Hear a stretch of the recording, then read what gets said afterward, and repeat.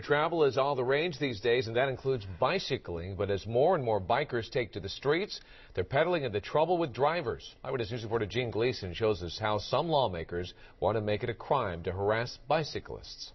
With the recession and sky-high transportation costs, more and more bicyclists are trying to share the road with motorists in Los Angeles, too often with bad results.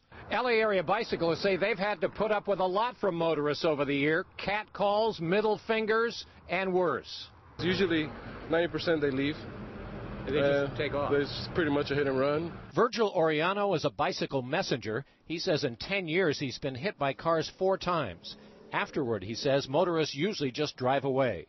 Because of experiences like that, many say Los Angeles is the most dangerous city in the country for bicyclists. You can't say this guy ran me off the road, this is a license number. Nothing we can do about it.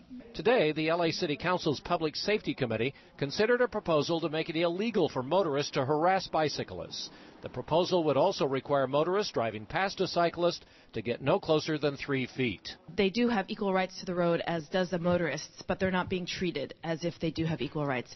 City Councilman Dennis Zine says he sympathizes, but wonders how police would enforce such an ordinance. He says LA isn't designed to be bicycle friendly. Well, I think we are a car culture here in Southern California. I don't know if we're going to ever change that in our lifetime. LA does have some dedicated bike trails, like this one along the LA River, and it's being extended south of Fletcher. But Zine and others say there aren't enough of them. The road rage accident in Mandeville Canyon a year and a half ago is the most dramatic example of the conflict.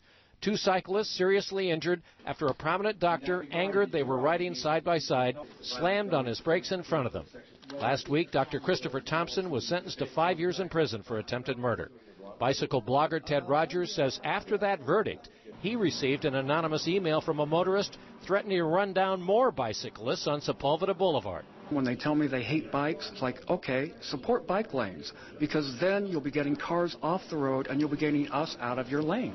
The council will now try to bring peace to the streets of Los Angeles. Gene Gleeson, ABC 7 Eyewitness News, downtown L.A.